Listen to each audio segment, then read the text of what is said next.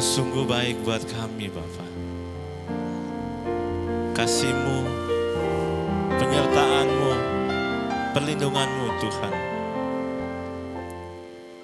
Terima kasih buat kasih setia-Mu, buat penyertaan-Mu. Kalau sampai hari ini ada di tempat ini, itu semua karena anugerah-Mu Tuhan. Karena penyertaan-Mu Tuhan, karena tuntunan-Mu Bapa.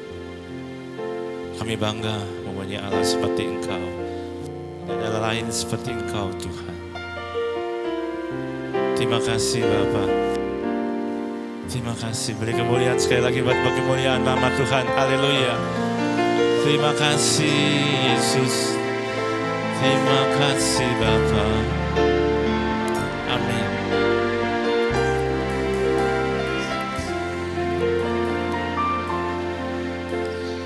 Yesus, Kau sungguh baik. Yesus, nama-Mu indah. Yesus, ku cinta Kau selalu. Ku tinggikan, ku agungkan selamanya.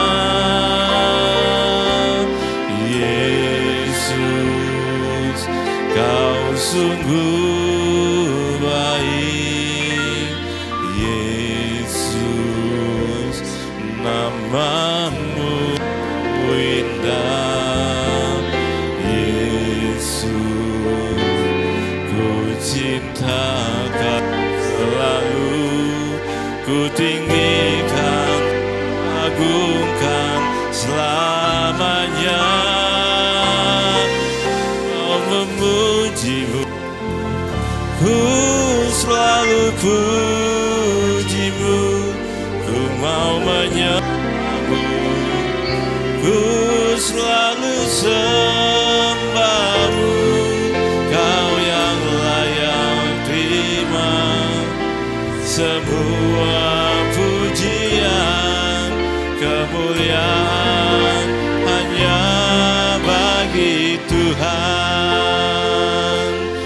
Ku mau memuji-Mu, ku selalu puji-Mu, ku mau menyembah-Mu, ku selalu sembah-Mu. Kau yang layak terima semua pujian, kemuliaan hanya bagi Tuhan. Mari katakan, Yesus baik Tuhan. Yesus, amin.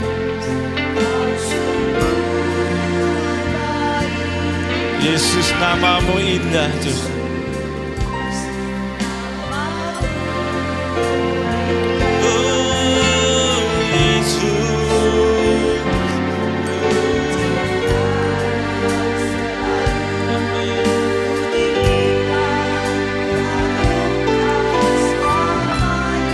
Katakan Yesus,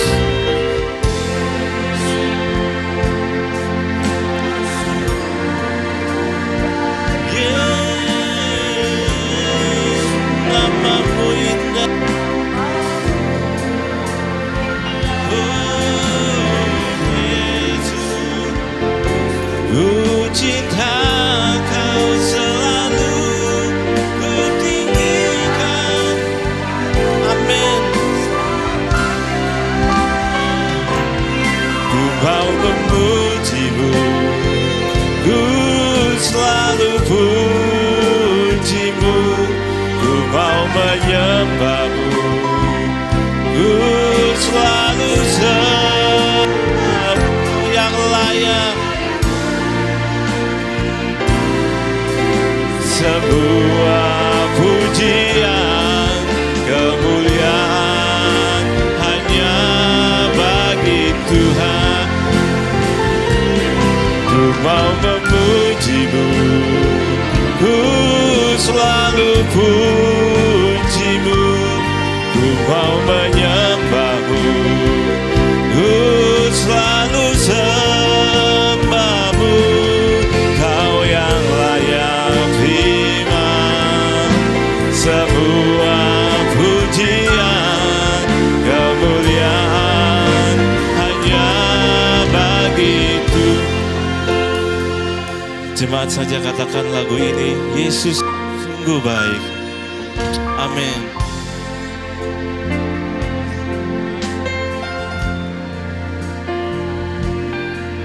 Amin.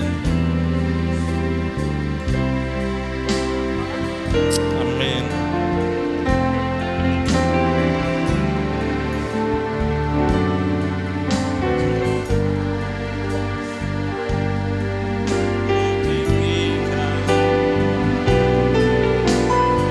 Katakan sekali lagi, Yesus Kau sungguh baik, Kau sungguh baik. Yesus, namamu indah. Yesus, ku cinta Kau selalu, ku tinggikan, ku agungkan selamanya. Ku mau memuji-Mu, ku selalu puji-Mu. Ku mau menyembah-Mu, ku selalu sembah-Mu. Kau yang layak terima semua pujian, kemuliaan hanya bagi Tuhan. Ku mau memuji-Mu, ku selalu kami mau menyembah-Mu Tuhan, menyembah-Mu. Hanya Engkau yang layak kami tinggikan Tuhan. Amin. Haleluya. Amin. Saya undang Bapak Ibu bangkit berdiri bersama-sama. Ku mau memuji-Mu, ku selalu puji-Mu. Ku mau menyembah-Mu, ku selalu sembah-Mu. Kau yang layak terima sebuah pujian, kemuliaan hanya bagi. Katakan, ku mau memuji-Mu, ku mau memuji-Mu, ku selalu puji-Mu. Ku mau menyembah-Mu, ku selalu sembah-Mu. Kau yang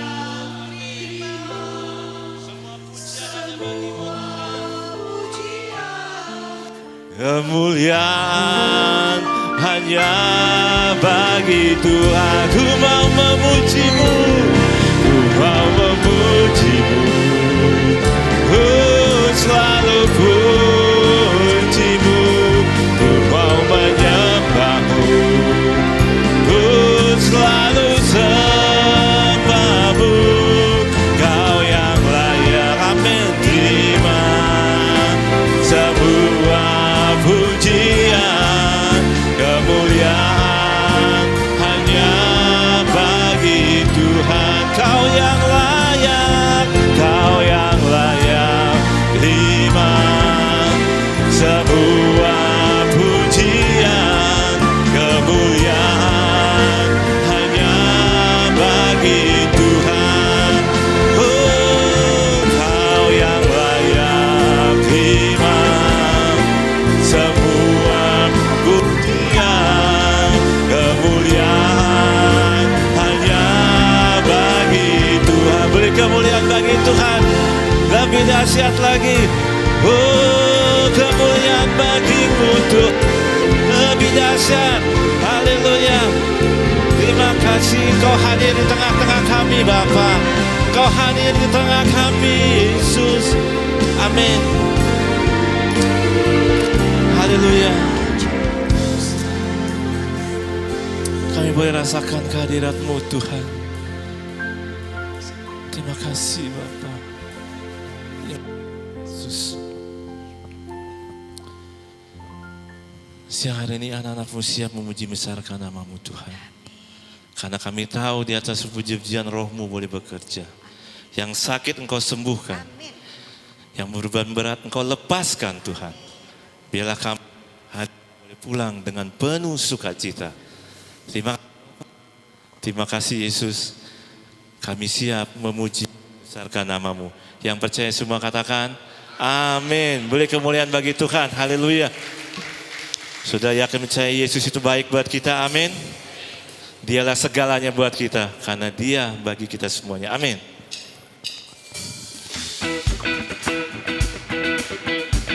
Dialah segalanya karena Dia bagi kita baik.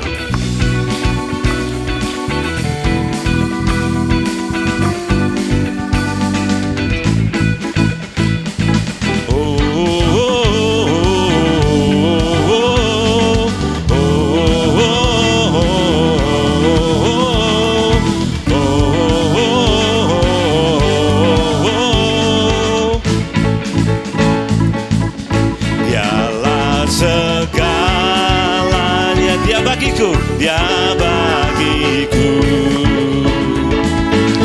Dialah segalanya, besar, besar, kecil. Korbankan dirinya dan selamatkanku. Dialah segalanya, Dialah segalanya, Dia bagiku. Katakan Dialah segalanya, Dialah segalanya, Dia bagiku. Dialah segalanya, besar kecil. Korbankan dirinya dan selamatkanku. Katakan Dialah segalanya. Amin.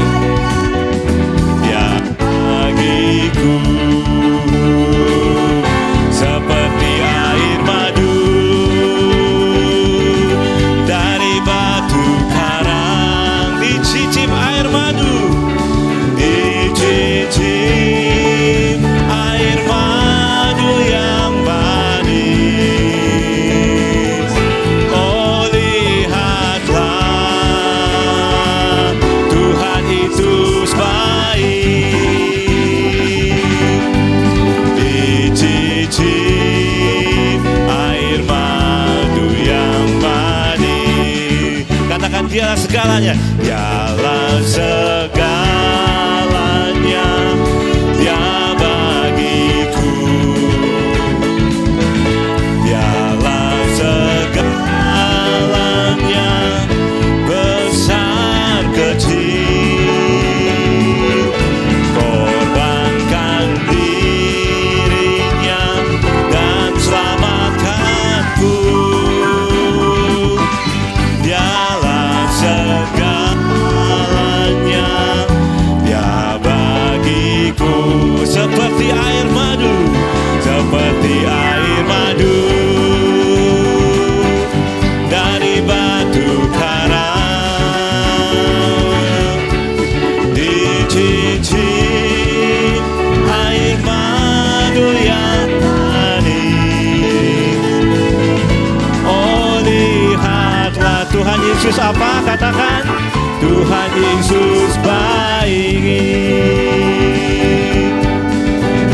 Dicicip air madu yang manis. Seperti air madu, seperti air madu dari batu karang. Dicicip air madu yang manis.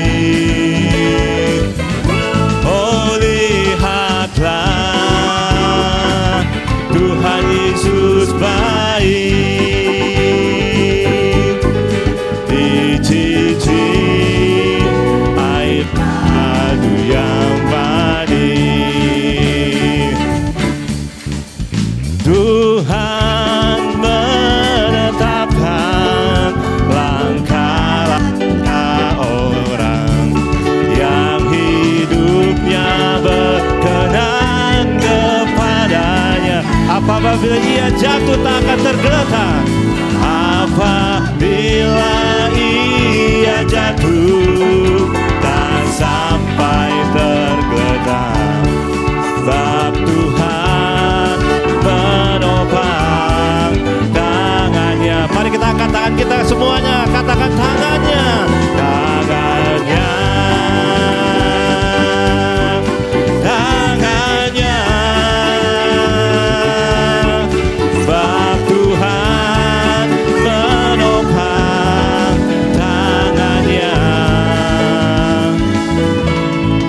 Apabila ia jatuh tak sampai tergeletak. Sebab Tuhan menopang tangannya. Jemaat saja katakan, Tuhan menetapkan langkah orang. Tuhan.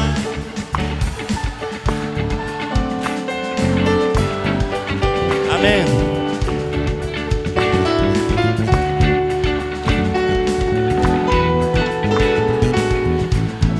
Apabila ia jatuh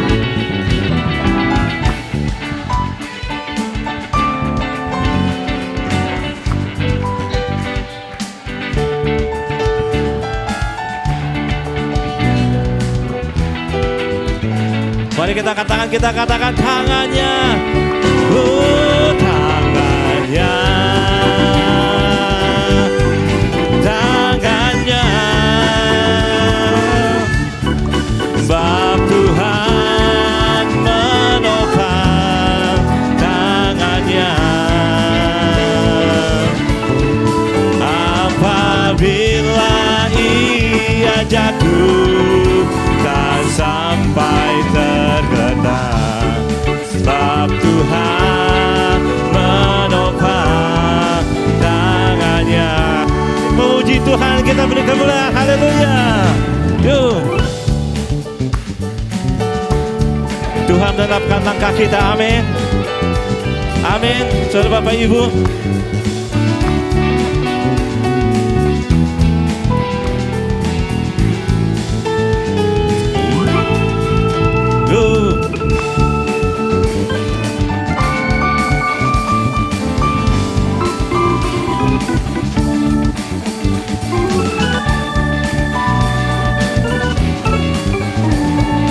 Katakan tangannya, kita tepuk tangan di atas sama-sama.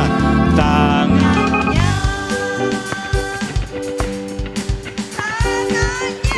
Tepuk tangan semuanya di atas buat Tuhan. Sebab Tuhan menopang tangannya. Apabila ia jatuh, apabila ia jatuh tak sampai tergeletak. Sebab Tuhan menopang tangannya. Sebab Tuhan menopang tangannya. Sebab Tuhan menopang tangannya. Haleluya, beri kemuliaan bagi Tuhan. Amin. Saudara yakin percaya kita selalu ditopang oleh Tuhan. Amin. Amin. Amin. Sekali lagi amin. Boleh kemuliaan bagi Tuhan. Haleluya. Silakan duduk Bapak Ibu kasih Tuhan. Amin. Tuhan tidak pernah meninggalkan kita setitik pun. Kita akan memberikan yang terbaik untuk pekerjaan Tuhan. Saya minta untuk yang membawakan kantong persembahan.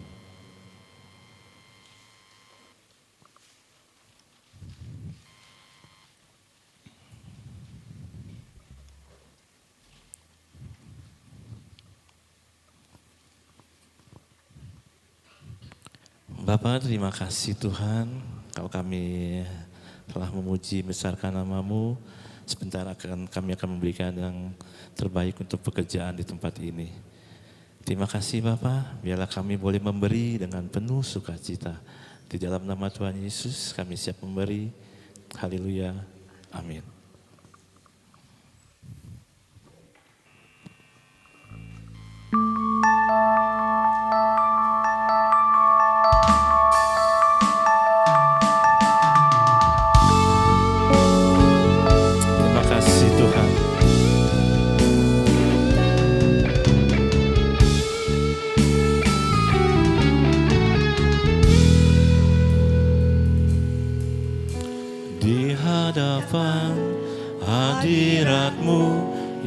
Bapa, ku datang dengan penuh kerinduan di hadapan hadirat-Mu, ya Bapa. Segala keangkuhanku hilang di hadapan hadirat-Mu, ya Bapa. Ku datang dengan penuh kerinduan di hadapan hadirat-Mu, ya Bapa. Segala keangkuhanku hilang, ku sembah Kau, ya Bapa. Ku sembah Kau, ya Tuhan. Ku tinggikan nama-Mu, Yesus, dalam hidupku selalu. Mari kita katakan, di hadapan hadirat-Mu Bapa, di hadapan, amin. Ya Bapa, ku datang dengan penuh kerinduan Di hadapan hadirat-Mu, ya Bapa. Katakan sekali lagi, di hadapan hadirat-Mu Bapa, di hadapan hadirat-Mu, ya Bapa. Ku datang dengan penuh kerinduan di hadapan hadirat-Mu, ya Bapa. Segala keangkuhanku hilang, ku sembah Kau Tuhan, sembah Kau, ya Bapa. Ku sembah Kau, ya Tuhan. Ku tinggikan nama-Mu,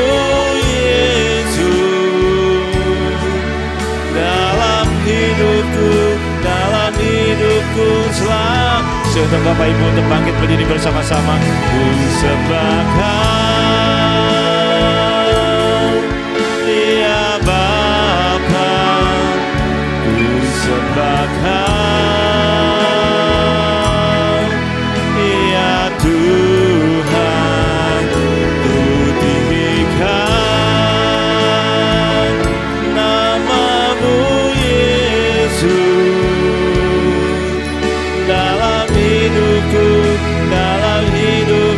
selalu. Ku sembah Kau, ku sembah Kau, ya Bapa. Ku sembah Kau Tuhan, oh ya.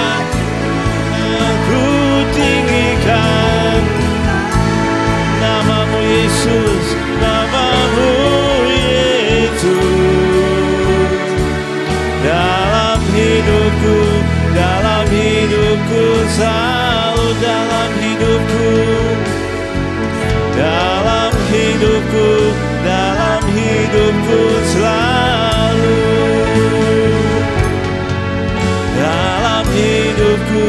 dalam hidupku selalu.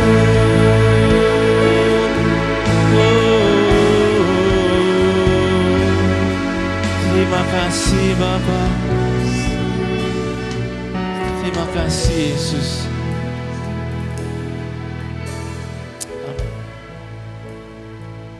Kiranya hanya Tuhan Yesus yang menjadi sesembahan kami satu-satunya.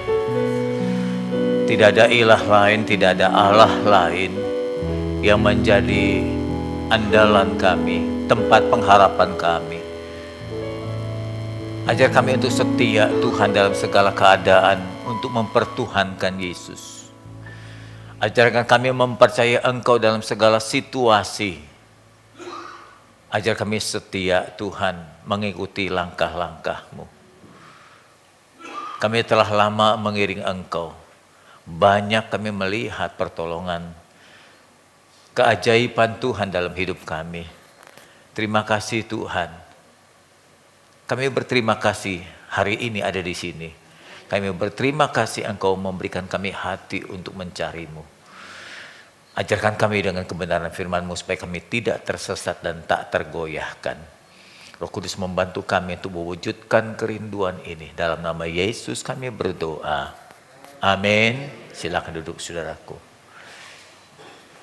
Shalom. Selamat hari Minggu. Selamat beribadah. Tema kali ini kita berbicara tentang roh jahat. Berbicara tentang kuasa kegelapan.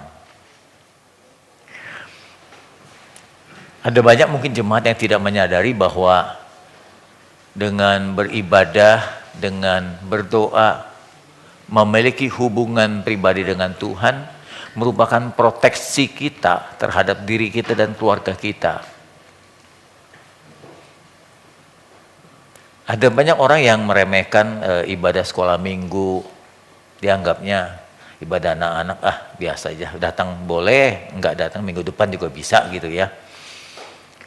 Menurut saya tiap-tiap ibadah dari anak-anak sampai ibadah umum itu merupakan proteksi, perlindungan kita terhadap gangguan pengaruh roh jahat.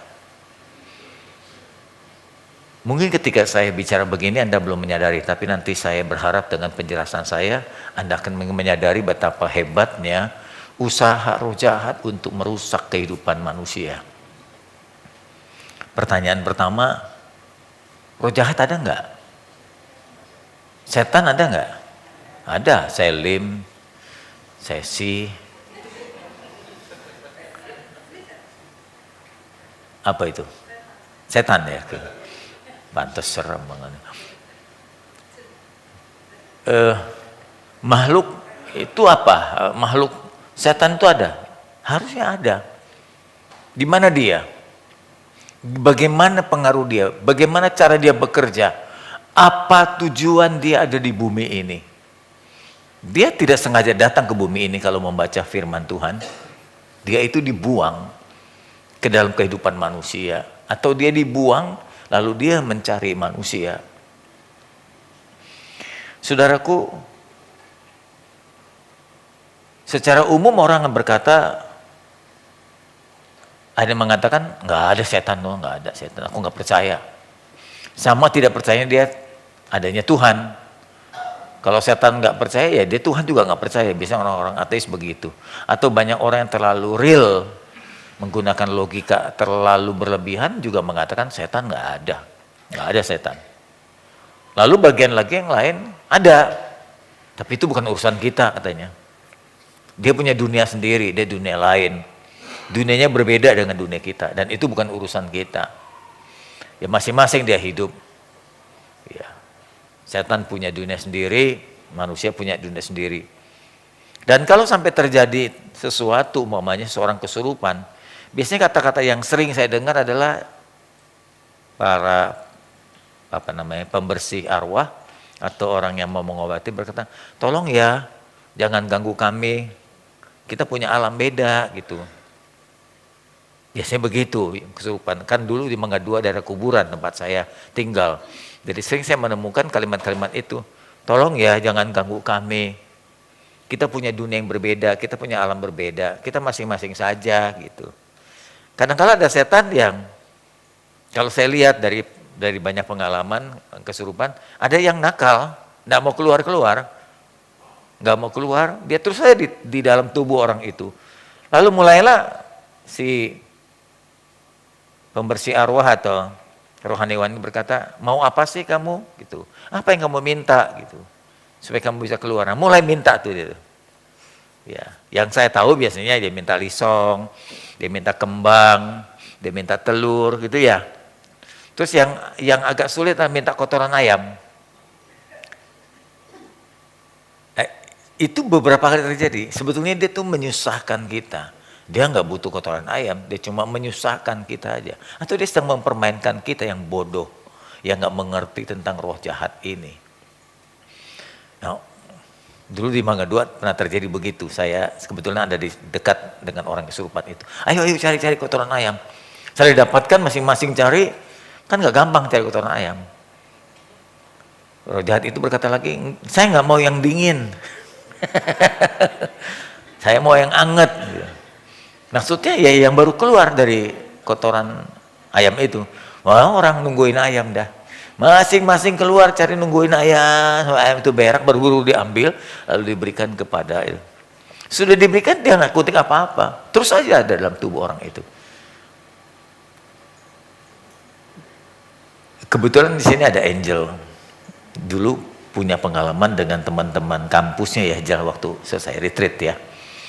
Retreatnya kemudian setelah selesai retreat sudah mulai kesurupan di tempat di retreat, dibawa ke kampus di Untar. Dan saya diminta datang.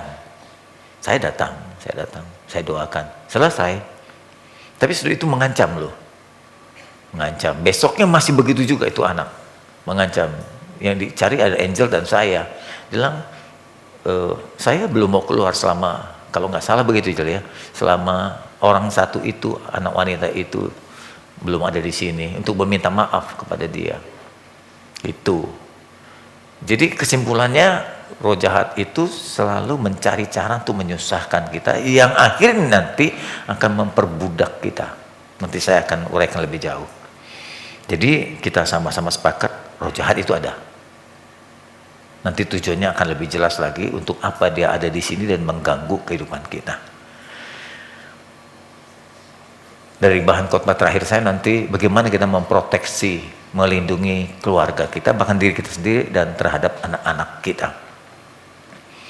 Di dalam Efesus 12 disadarkan kita bahwa perjuangan kita bukanlah melawan darah daging. Jadi sebetulnya lawan kita bukanlah sesama manusia, bukan makhluk yang terlihat secara daging dan darah, tapi melawan pemerintah-pemerintah. Nah, kata pemerintah ini sebenarnya bukan satu. Jadi ada sebuah kelompok terorganisir dengan baik.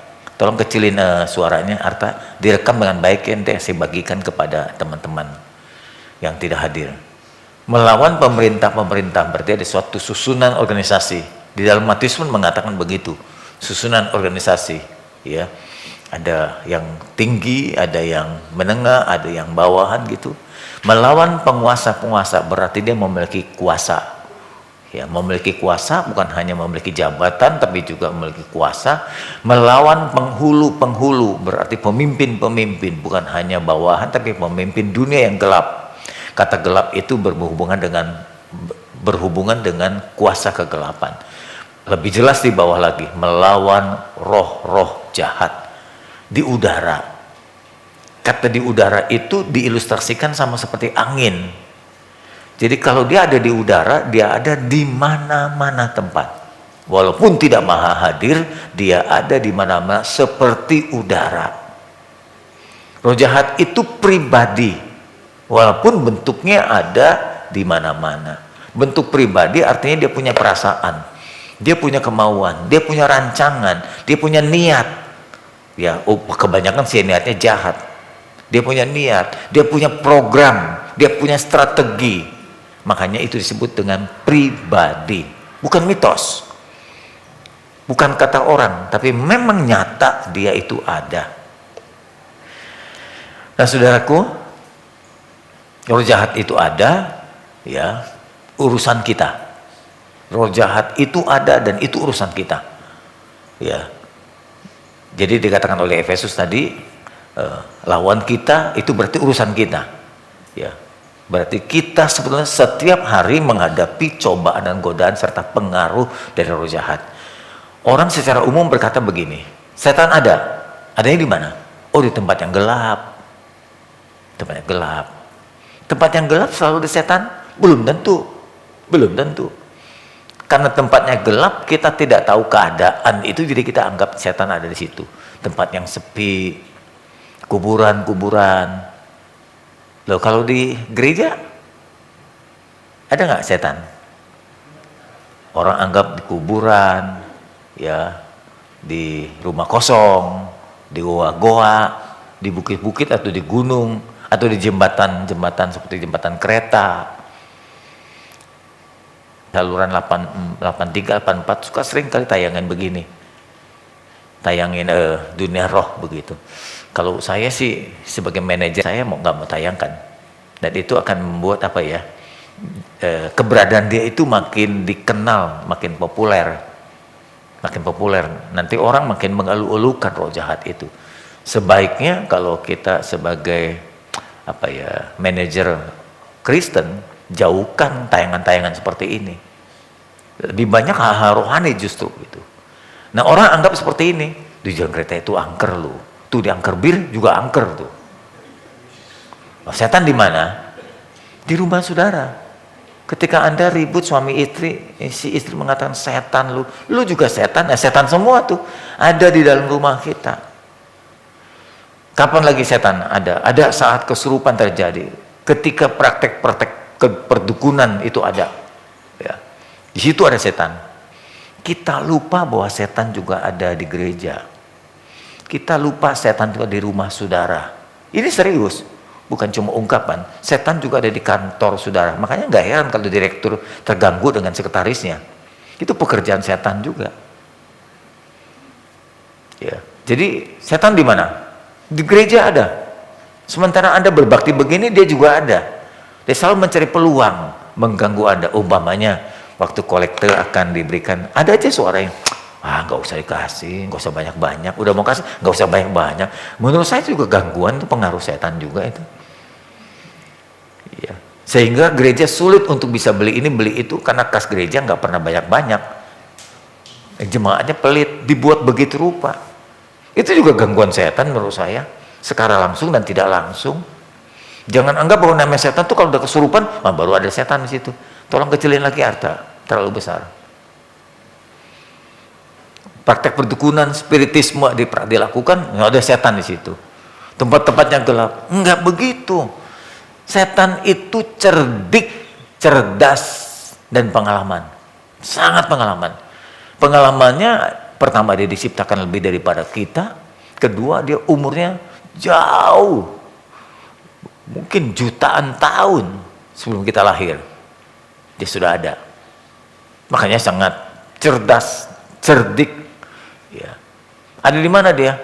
Di tempat-tempat yang nggak pernah disangka orang. Ya, di gereja itu diantaranya. Di kantor, di rumah, di jalan, di tempat kumpul-kumpul, di tempat nongkrong, ngopi bareng-bareng, ngobrol sama-sama, di tempat ngerumpi. Setan juga ada di situ. Dia selalu mencari peluang. Jadi mari kita perhatikan lebih jauh asal usul setan. Sebetulnya setan itu nggak pernah dirancang oleh Tuhan, nggak pernah dirancang. Tuhan nggak pernah punya niat untuk menciptakan setan. Jadi setan itu awalnya ada dari malaikat yang tak berdosa. Setan itu pribadi, bukan hayalan, juga bukan mitos. Bisa ada di gereja, bisa ada di rumah, bisa ada di kantor, bisa ada di tetangga. Saudara, makanya Anda bisa ribut dengan tetangga. Bisa pada harta kita juga. Akhirnya kita memberhalakan harta itu lebih daripada ibadah. Setan buat begitu rupa sampai Anda bisa lebih mencintai harta daripada Tuhan. Masih ingat nggak seorang muda kaya datang kepada Tuhan? Tuhan, bagaimana caranya supaya saya masuk dalam kerajaan surga? Di akhir kalimat Tuhan berikan perintah gini, pulanglah dan jual hartamu, bagikan bagi orang miskin dan ikut aku. Setan buat begitu rupa sampai anak muda itu nggak lagi minat dengan sorga, nggak minat lagi dengan Tuhan, karena dia begitu mencintai hartanya. Menurut saya di situ juga ada pengaruh setan. Dibuat begitu rupa supaya manusia tidak bisa cinta Tuhan sepenuhnya, disangkut dengan hartanya, dengan karirnya, dengan kemewahannya. Sebenarnya jauh lebih sulit orang kaya, orang hidup mewah itu mencari Tuhan daripada orang yang susah. Itu realita. Orang-orang kaya berpikir, apa gunanya Tuhan? Untuk apa Tuhan? Tapi kalau orang susah, udah dikit Tuhan melulu. Tuhan melulu. Teriak Tuhan terus. Tapi juga orang susah bisa juga jadi kecewa terhadap Tuhan. Tapi secara umum, kekayaan bisa mengganjal orang datang kepada Tuhan. Sebab itu tidak heran Tuhan berkata, betapa sukarnya orang kaya masuk kerajaan surga. Dan lebih mudah apa? Seekor unta masuk lubang jarum. Bisa juga pada anak-anak kita. Atau tempat-tempat hiburan. Anak kita bisa jadi berhala juga bagi kita. Gara-gara anak kita nggak bisa beribadah, nggak bisa mencari Tuhan.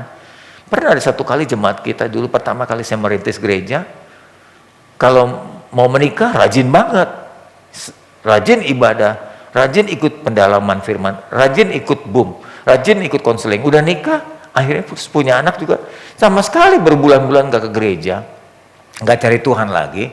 Ditanya, kenapa nggak beribadah? Pak, saya Senin sampai Jumat sampai Sabtu saya kerja. Waktu dia kerja di bank. Jadi kalau hari Minggu saya harus temani anak saya, main dengan anak saya, gitu. Oh kalau gitu anakmu yang menjadi penghalang ya, kamu nggak bisa ke gereja ya.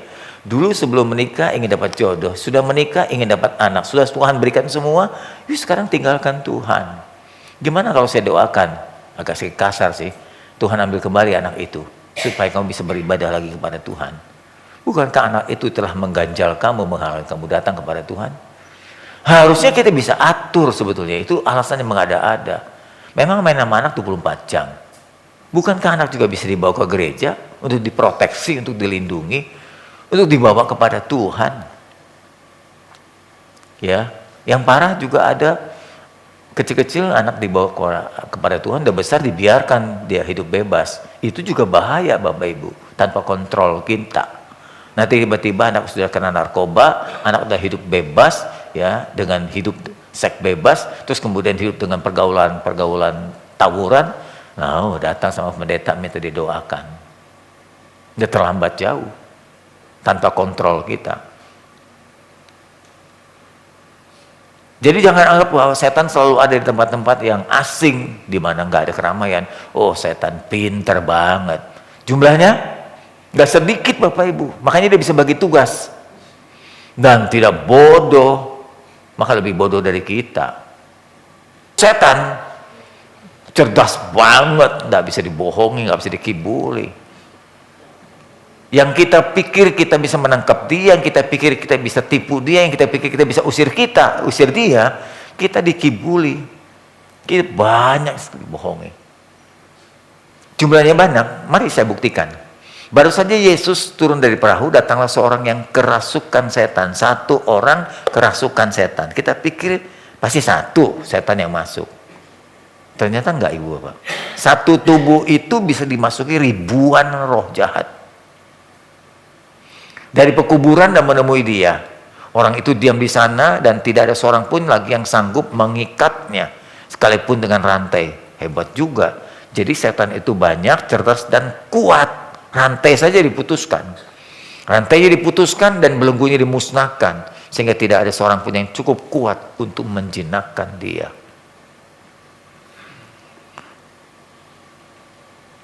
Ini kurang lebih gambarnya begitu ya.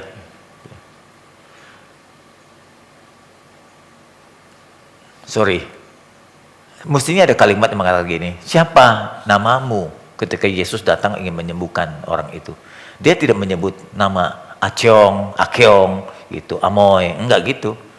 Dia langsung menyebut legion. Tahu artinya legion dalam bahasa Yunani? Jumlah yang sangat banyak, sebuah pasukan seperti tentara, legion. Kadang bisa dihitung jumlahnya, kadang sulit dihitung. Jumlahnya banyak banget. Jadi satu tubuh manusia itu bisa dimasuki oleh ribuan roh jahat. Karena roh bentuknya kan nggak berbentuk padat, nggak berbentuk fisik. Jadi bisa masuk ke dalam, rusak orang itu. Masuki satu aja ngaco, gimana ribuan roh jahat masuk ke tubuh itu. Makanya nggak karuan orang itu, nggak karuan. Bukan hanya kontrol otaknya nggak karuan, tapi kekuatannya luar biasa. Karena yang ada dalam tubuh orang itu lebih dari satu pribadi. Dari mana dia asalnya? Yeskel menyebutkan pasal 28. Cuma ada 2 ayat yang jelas tentang roh jahat ini awalnya, asalnya. Yesaya dan Yeskel. Yeskel menyebutkan, kuberikan kepadamu dekat kerub yang berjaga di gunung kudus Allah. Berarti awalnya si pemimpin roh jahat ini diberikan tempat oleh Tuhan secara khusus. Malaikat terutama atau malaikat khusus dia pemimpin selain daripada Michael dan Jibril. Kita sebut seringkali dengan Lucifer.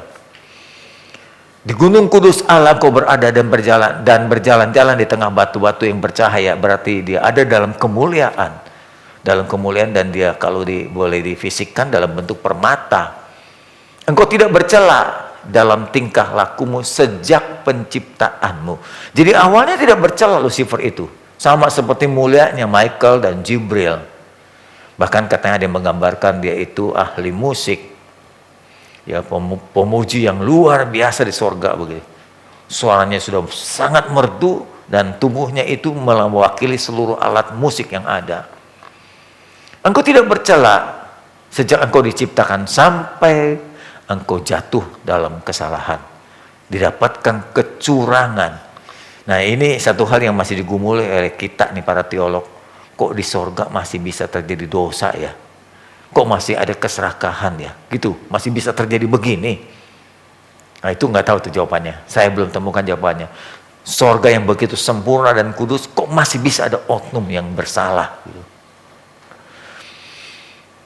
Muncullah tadi setelah diciptakan keinginan berkuasa, kesombongan menganggap dirinya si Lucifer itu sudah mulai setara dengan Tuhan, memiliki kekuasaan, memiliki pengikut, memiliki kemampuan ini dan itu, dan akhirnya dia ingin jadi pemimpin.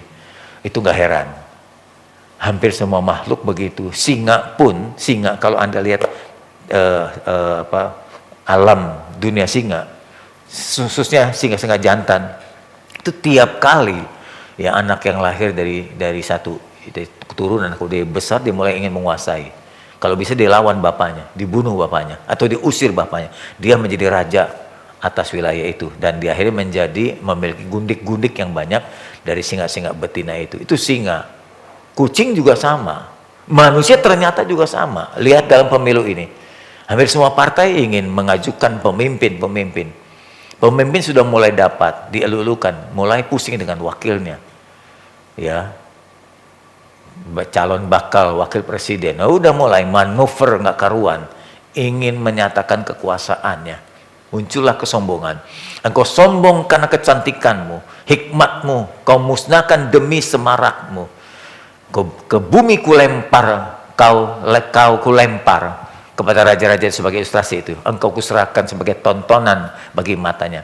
Dengan banyaknya kesalahan, ternyata setelah kesombongan dan kekuasaan itu, mabuk kekuasaan, kesalahan demi kesalahan itu makin banyak dilakukan. Ya, kecurangan dalam dagangmu, engkau melanggar kekudusan tempat kudusmu, maka aku menyalakan api dari tengahmu dan menghabiskan engkau. Dan kubiarkan engkau menjadi abu di atas bumi di hadapan semua yang melihatnya. Ternyata yang jatuh dalam dosa, yang dibuang Allah, yang digugurkan Allah dari hadapannya, bukan Lucifer saja, tapi ternyata Lucifer sudah mengikat hubungan dengan pengikutnya. Diam-diam telah membuat kelompok jadi semacam makar gitu, ibu bapak. Kudeta di surga, sepertiga dari malaikat yang ada. Ya, seperti Wahyu mengatakan, dan ekornya itu sebagai gambaran ilustrasi si Lucifer menyeret sepertiga dari bintang-bintang, itu malaikat-malaikat Tuhan di langit, dan melemparkan ke atas bumi. Dan naga itu memiliki ekor, gambaran dari setan, itu berdiri di hadapan perempuan itu gereja Tuhan yang hendak melahirkan juru selamat Yesus, dan ingin menelan anaknya. Segera perempuan itu melahirkan, lalu anak itu diselamatkan dan perempuan itu dihindari ke padang gurun. Dua-duanya diselamatkan. Gereja diselamatkan, Yesus juru selamat pun diselamatkan oleh kuasa kegelapan itu. Itu kurang lebih asal muasal. Jadi awalnya tidak ada setan. Dari malaikat yang jatuh dan membawa sepertiga orang-orang yang mendukung untuk mengkudeta kekuasaan Tuhan. Sekarang kedua, setelah dibuang ke bumi, gimana cara dia kerja? Ini semua saya ambil berdasarkan Alkitab. Jadi saya mengambil dari mulai Kejadian.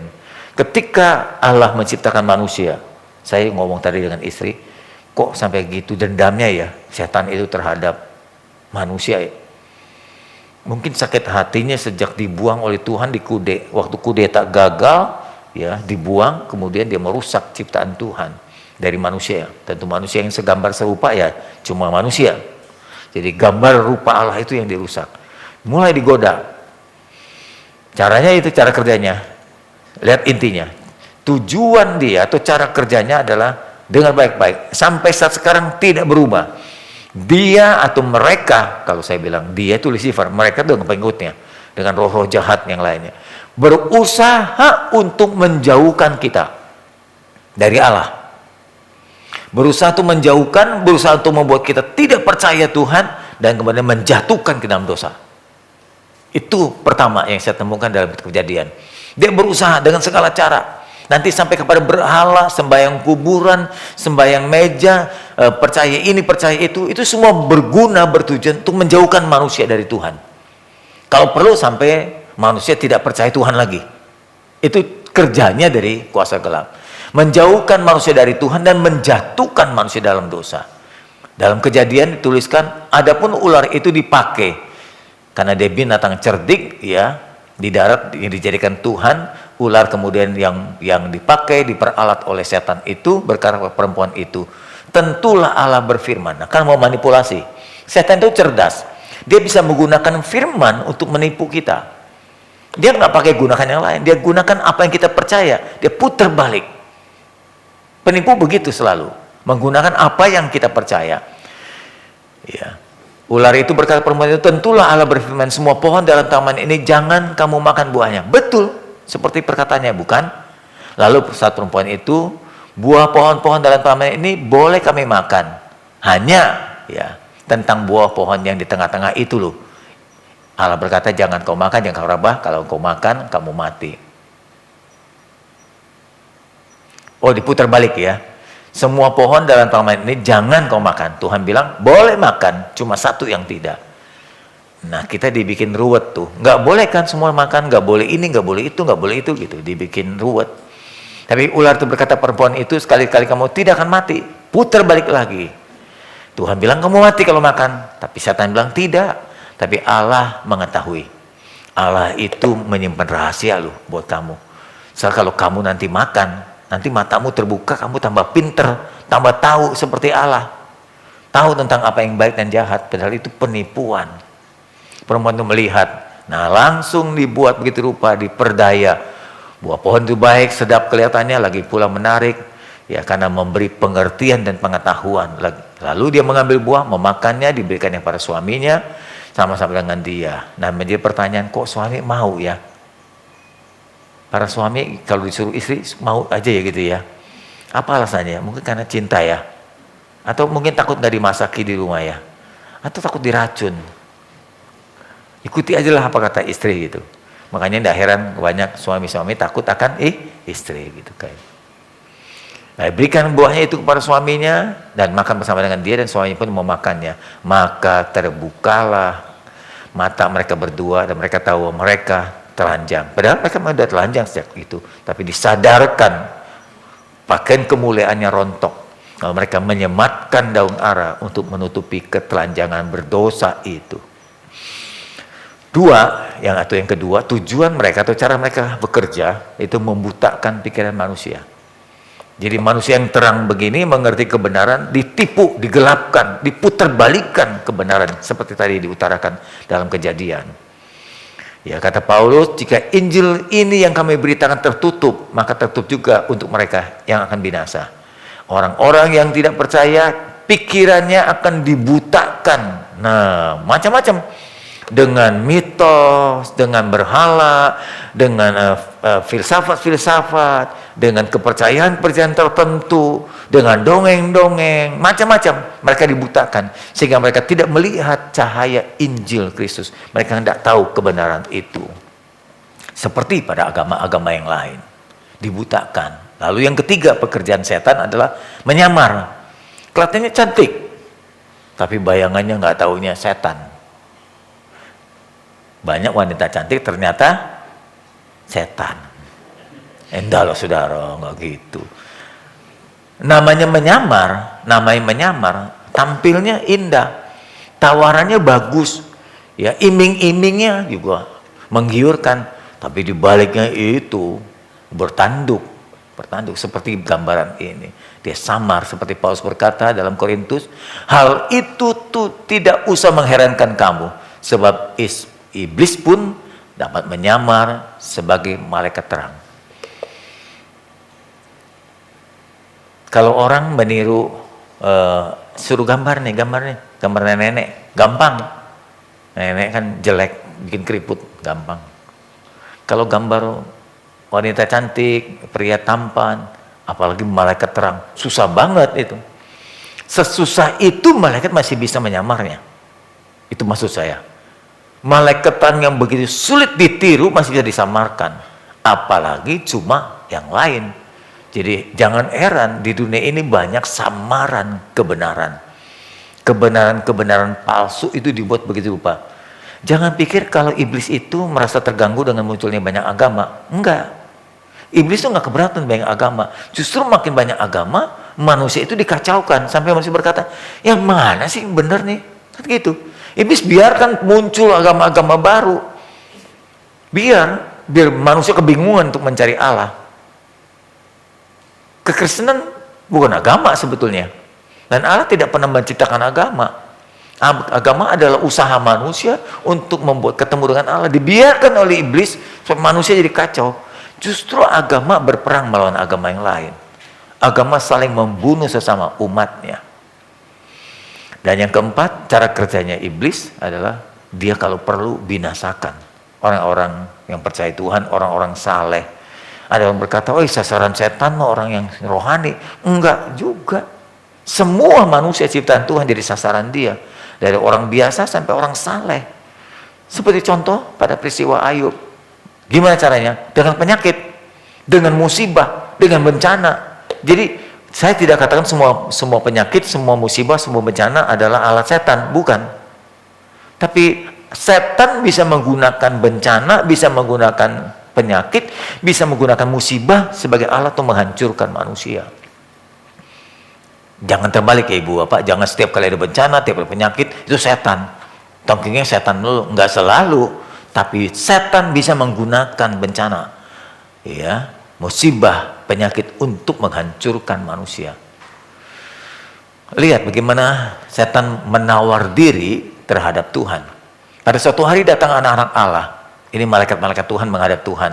Tuhan izinkan. Sampai ada yang tanya, kok setan katanya udah dibuang ke bumi, kok boleh lagi ke surga? Nah itu izin. Saya baca cuma satu kali ini saja pada peristiwa Ayub. Sesudah itu dalam Alkitab nggak pernah terdapat lagi setan dibolehkan untuk menghadap hadirat Tuhan. Di antara malaikat-malaikat datanglah Lucifer itu, si iblis juga. Maka bertanyalah Tuhan kepada iblis. Ya masih bina hubungan lah ya, jaga langganan. Tuhan itu jaga langganan. Kayak orang dagang aja. Dari mana engkau? Tuhan tanya. Lalu iblis menjawab, dari perjalanan keliling dan jelajah bumi. Berarti dia mampir ke rumah saudara juga. Dia memperhatikan setiap keadaan kita. Tidak heran kalau pada hari ini saya memberikan tema proteksi dirimu. Dia selalu memperhatikan tiap-tiap kehidupan anak Tuhan. Nggak sendiri, dia bisa delegasikan makhluk roh yang lain. Nanti ada laporannya, kan terorganisir begitu rupa. Anda bilang bank online, setan sudah online sejak dulu. Ya, perbankan online, HP kita online. Oh, setan sudah lakukan itu, teknologi seperti itu. Dia keliling-keliling dan menjelajahi bumi. Lalu bertanyalah Tuhan kepada iblis, apakah engkau perhatikan hambaku Ayub? Pasti, karena keliling pasti. Lalu dia berkata, ya, sebab tiada pun kata Tuhan seorang seperti dia di bumi ini. Ya saleh, ya jujur, ya takut akan Tuhan dan menjauhi kejahatan. Jangan berpikir bahwa kalau orang saleh, orang rohani, takut akan Tuhan, cinta Tuhan, rajin beribadah, lalu hidupnya lancar. Enggak. Dia terjebak dari target setan. Makanya proteksi dirimu dan proteksi keluargamu. Selalu setan cari cara untuk menghancurkan agen-agen Tuhan di bumi ini. Terutama orang-orang saleh dan jujur. Tidak ada orang saleh yang jalannya mulus. Lalu iblis menjawab, balik argumentasi. Tuhan, gitu. Apakah dengan tidak mendapat apa-apa Ayub tetap takkan Tuhan? Maksud dengan kata lain begini, kalau Ayub hidupnya nggak kaya, kalau Ayub hidupnya nggak baik, kalau Ayub hidupnya nggak lancar, masih nggak sih sayang Tuhan? Ini dipertanyakan juga kepada kita. Kenapa ibadah hari ini? Oh, Tuhan baik. Nah, kalau Tuhan nggak baik, tapi ibadah nggak? Itu dipertanyakan kepada kita. Seperti pertanyaan setan ini. Oh, orang Kristen ini mah ke gereja karena Tuhan masih baik sama dia. Coba Tuhan lupa aja sehari nggak kasih berkat. Seminggu nggak kasih berkat. Atau diizinkan sakit. Udah langsung kecewa. Itu pandangan setan terhadap umat Tuhan. Jadi kita itu kayak udang di balik lempeyek. Ibadah kita tuh nggak tulus. Ibadah kita tuh nggak sejati. Karena Tuhan masih baik aja sama kita. Kalau Tuhan lupa aja sehari, kita lupakan dia. Kita nggak setia. Itu pandangan setan. Bukankah engkau selama ini membuat pagar atau kau melindungi dia, melindungi rumahnya, segala miliknya kau lindungi? Apa yang dikerjakannya selalu kau buat berhasil, kau berkati. Ya, miliknya makin bertambah di negeri ini. Terang aja Ayub sayang cinta engkau. Coba sekarang ulurkan tanganmu, lepaskan perlindunganmu. Aku jamah semua yang dimilikinya. Pasti Ayub mengutuk engkau. Kalau kita gimana? Kalau Anda tidak diberkati lagi, sampai engkau hidup susah gitu, masih nggak percaya Tuhan? Tetangga bilang, tuh Tuhanmu nggak ada apa-apanya. Buktinya kamu bangkrut, buktinya kamu susah. Masih nggak kita tahan teguh dengan iman kita? Itu persoalan penting, Ibu Bapak. Setan seluruhnya yang sepertiga legion itu memandang orang Kristen cuma ada maunya saja, dia cinta Tuhan, nggak setia, nggak setia. Setan bilang, biarkan aku mengambil, pasti dia mengutuk engkau. Ku ambil kekayaannya, ku ambil kesehatannya, ku ambil anak-anaknya, masih nggak dia cinta Tuhan. Maka firman Tuhan kepada iblis, nah, kata nah itu kalau saya terjemahkan, oke, deal, aku biarkan. Ya, segala yang dipunyainya sekarang dalam kuasamu. Silakan ambil. Hanya janganlah engkau ulurkan tanganmu terhadap dirinya. Jangan lukai dia. You boleh ambil hartanya, you boleh ambil anaknya, you boleh ambil kesehatannya, tapi jangan ambil nyawanya. Lalu pergilah iblis dari hadapan Tuhan. Ibu bapak kekasih, ini memang jarang. Kenapa jarang? Tanda kutip, Tuhan punya kontrol terhadap kita. Dari kalimat ini saya menemukan, kalau Tuhan tidak mengizinkan kita diganggu, dirusak oleh setan, setan tidak bisa bikin apa-apa. Kita tuh di bawah perlindungan dia. Tuhan berkata, engkau biji mataku. Masih ingat khotbah saya? Betapa Tuhan menyayangi kita, biji matanya. Dia kalau berkata, aku tidak akan membiarkan biji mataku dilukai oleh siapapun juga, maka tidak seorang pun yang bisa melukai kita. Kecuali dia berkata, nah, sekarang hidupnya, miliknya ada dalam kuasamu, aku izinkan. Kecuali Tuhan izinkan. Nah, biasanya yang Tuhan izinkan buat kita ini yang receh-receh. Ya, kehilangan goceng lah, kehilangan ceban, kehilangan barang-barang tertentu, kehilangan kendaraan, mungkin. Tapi nggak mungkin kehilangan sampai yang mahal-mahal, susah-susah. Kita kehilangan pasangan hidup aja, hidupnya setengah mati sudah. Kehilangan anak kita, waduh, udah nggak ke gereja lagi mungkin. Ya, Tuhan izinkan selama kita kuat. Bukan ke Korintus mengatakan pencobaan-pencobaan yang kamu alami tidak akan melampaui kekuatanmu. Jadi kenapa selama ini kita belum mengalami hal-hal seperti Ayub begitu? Atau kita jarang menemukan orang-orang seperti Ayub, langka. Karena Tuhan melihat kemampuan kita tidak seperti Ayub. Jadi Tuhan tidak izinkan. Tuhan tuh punya mengatur kehidupan kita begitu sempurna. Hebat Tuhan itu. Jadi kalau kekuatanmu hanya setengah, ya dia kasih seperempat cobanya. Tapi kalau kekuatanmu 70%, dia kasih mungkin 30-40%. Tapi kalau kekuatanmu 80%, Tuhan kasih 70% loh. Tuhan izinkan. Tuhan izinkan. Gak enak ya ikut Tuhan ya. Ada ujian. Tapi ujian itu mematangkan kita. Tidak ada emas jadi makin murni kalau nggak dibakar. Halo? Saya tahu betul lah dulu cihu saya itu dagang emas. Saya dekat sama tukang-tukang takim itu, pembuat emas. Sorot itu dengan api yang besar itu dikasih gas, sorot itu. Apalagi kalau emas dari penjual para konsumen itu dibakar dulu, dilebur sampai gitu rupa. Dilebur, kemudian sudah lebur digiling, dilinting, dibentuk lagi, dibakar lagi. Nggak pernah berhenti itu dibakar. Salah satunya untuk memurnikan. Dan kedua untuk melunakkan supaya gampang dibentuk. Jadi saya rasa nggak beda dengan kita. Baik, sekarang yang ketiga, cara kerja saat ini. Oh, Tuhan tuh update selalu. Saya akan mengikuti sebuah penyelaman rohani di gereja kuno, gereja lama. Gereja saya asal, dulu saya dibaptis di gereja Pantai Costa. Gereja itu sekarang merosot banyak. Dulu menjadi gereja terbesar di Asia Tenggara. Tahun 70 saja jemaatnya sudah 22.000 jemaatnya. Ibadah 5 lantai. Dan saya dibaptis oleh beliau. Sekarang beliau sudah meninggal, gerejanya merosot habis. Kemarin saya lihat ibadahnya cuma beberapa ratus orang saja. Dari 22.000 orang. Lalu muncullah temanya Give Back My Church. Kembalikan gerejaku. Temanya itu menarik buat saya. Jadi saya bilang sama istri, ayo kita ikut yuk. Coba bisa nggak? Kan saya dari denominasi lain. Bisa ikut tapi bukan sebagai seorang pendeta. Ya kita ikut akhirnya. Jadi salah satunya saya lihat dari itunya materinya atau makalahnya itu harus update mengikuti perkembangan sekarang. Gereja kalau tidak ikuti perkembangan sekarang, ini tinggal umpamanya contoh seperti ini nih tayangan ini kalau nggak pakai komputer, pakainya dulu overhead gitu terus. Pasti jemaat nggak mau kebaktian lagi. Top overhead tuh ibu yang pakai lembaran plastik tuh ditulis. Saya tulis sampai pegal-pegal, pakai spidol. Masih ingat gak dulu overhead sorot gitu ya? Itu masih mending dulu mah. Sebelum ada overhead kertas. Setiap jemaat dikasih lembaran-lembaran kayak persekutuan doa. Update mestinya, ikuti perkembangan. Ya, moga-moga ke depannya nanti bukan ini lagi pakai LED mestinya. Cuma LED mah ratusan juta. Ya, belum ada yang nyumbang masalahnya. Kita harus update. Termasuk cara berkhotbah juga harus update. Saya nggak pernah berhenti mencari Google, mencari tulisan-tulisan orang-orang yang telah. Walaupun saya bikin khotbah sendiri, saya banding dengan khotbah-khotbah orang lain. Ya, apa yang selaras dengan saya ambil gitu. Ya, yang nggak selaras saya buang. Selalu update. Terus mencari tanggapan-tanggapan di sosial media.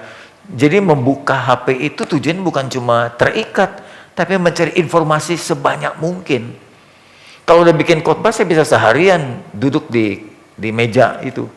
Seharian di kantor sendirian terus menulis. Ya, untuk mengupdate agar jemaat yang mendengarnya itu adalah berita masa kini. Oh, setan juga sama Bapak Ibu. Dia kerja di zaman dulu yang kerja zaman sekarang beda.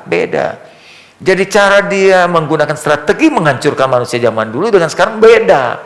Perhatikan baik-baik ibu-ibu bapak sekalian terhadap anak-anakmu. Dia mengiming-iming caranya zaman sekarang dengan kekayaan. Ini masih update. Kekayaan dan kepopuleran serta kesuksesan itu masih update sampai sekarang. Orang masih membutuhkannya dan itu ditawarkan oleh dia. Muncullah pemujaan, muncullah perdukunan. Ya, dulu istri saya tinggal di Mangga 2 Abdan. Sebelahnya itu dukun. Rame banget. Dari mulai pejabat sampai seleb-seleb datang ke situ. Saya kebetulan sering kali mampir, kan namanya pacar. Sering kali lihat siapa itu, si Anu datang gitu. Sebelah. Ya, karena masih dibutuhkan dan itu salah satu ya strategi yang diiming-iming oleh kuasa gelap. Kekayaan. Tawarkan kekayaan, tawarkan kepopuleran. Kalau udah keluar dari dukun ini, besok-besok udah banyak tawaran sini sana tuh, seleb tuh ya. Pergi lagi ya kan, terus jadi langganan udah mulai sepi pasaran, datang lagi ke dukun itu, minta lagi pesugihan supaya banyak tawaran, orderan. Yang kedua, mengiming-iming kebebasan. Bilangnya hak ajasi manusia. Muncullah LGBT.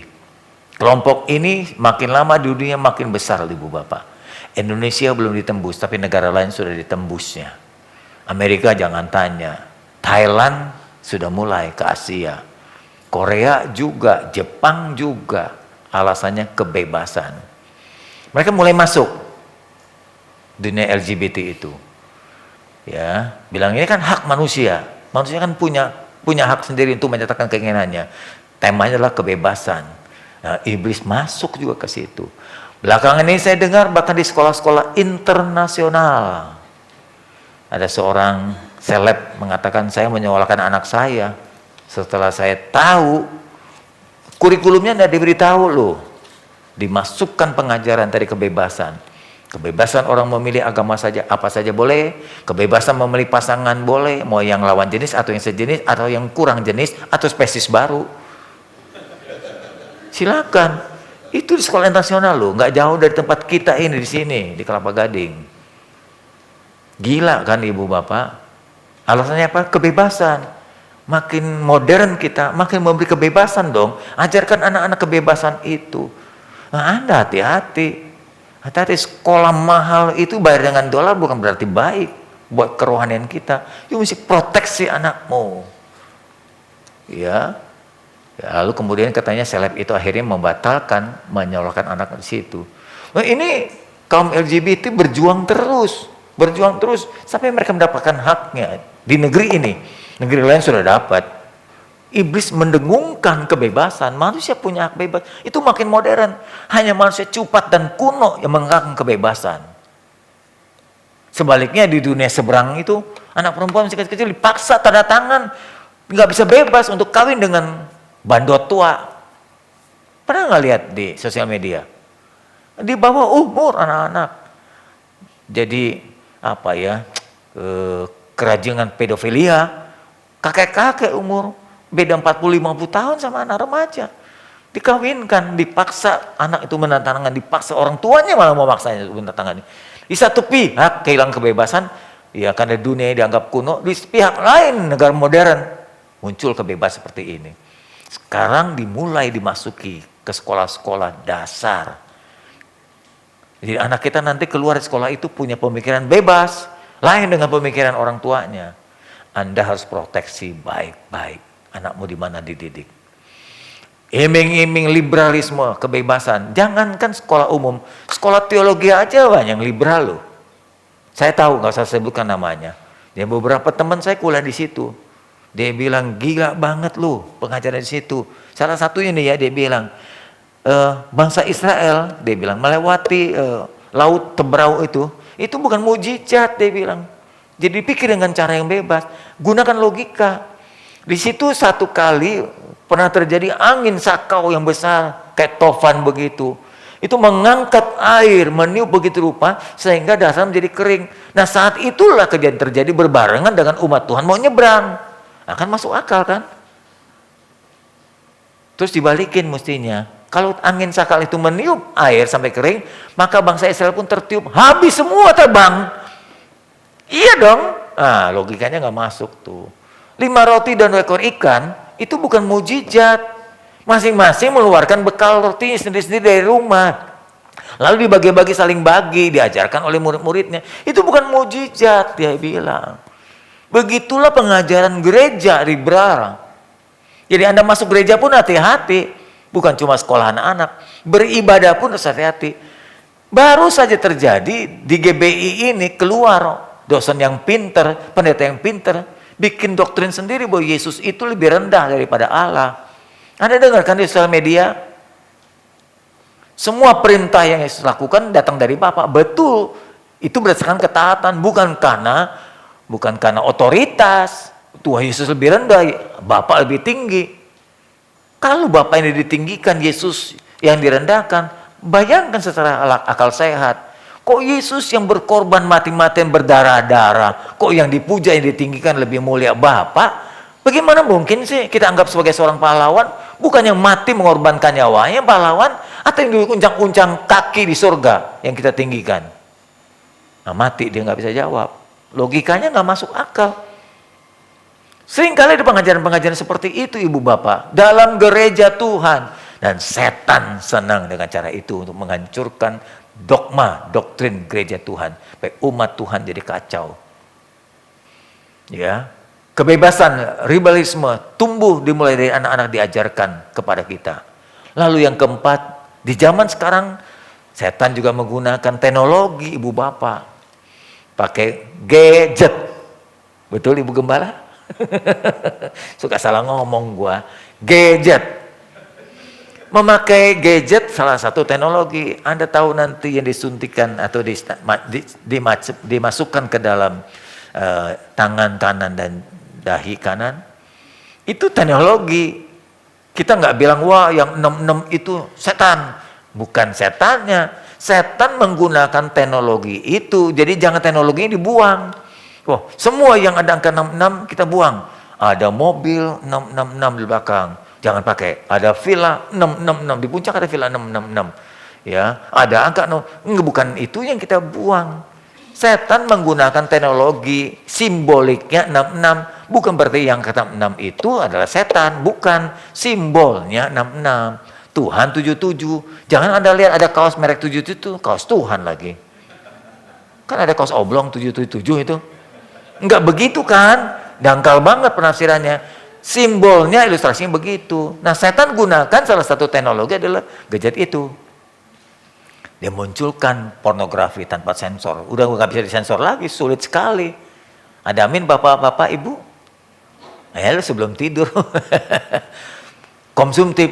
Waduh, gadget ini nggak pernah berhenti loh. Tiap produk mengeluarkan modelnya.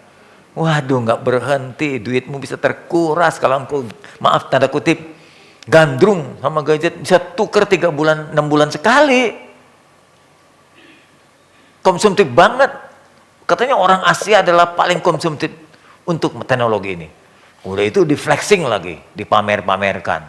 Ya, dari mulai HP yang mahal sampai kendaraan yang mahal. Nah itu maunya setan. Dan jangan berkata itu adalah kekayaan saya. Saya menikmati, jangan lupa setan bisa memakai itu.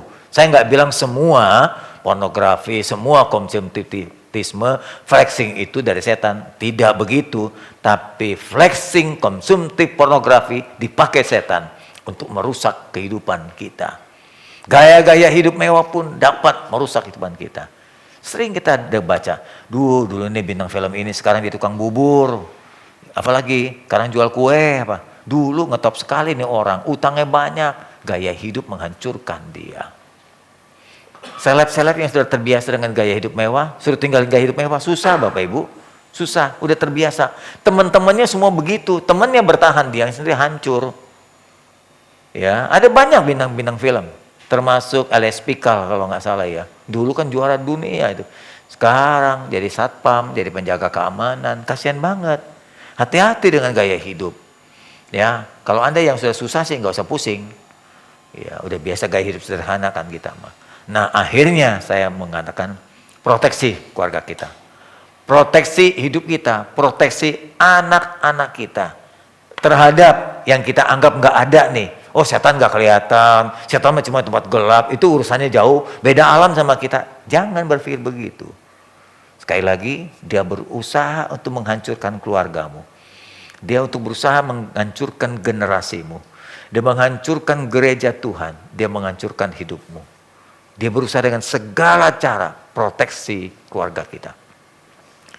Di dalam doa Bapa kami ada permohonan. Janganlah Tuhan bawa kami ke dalam pencobaan. Tapi lepaskan kami daripada yang jahat. Karena pembuat doa ini tahu. Yesus tahu mengajarkan ini pada muridnya. Ya.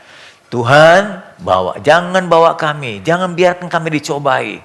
Dan lepaskan kalau kami sampai terjerat oleh cobaan, jauhkan dari kejahatan itu. Itu permohonan dalam doa Bapa kami.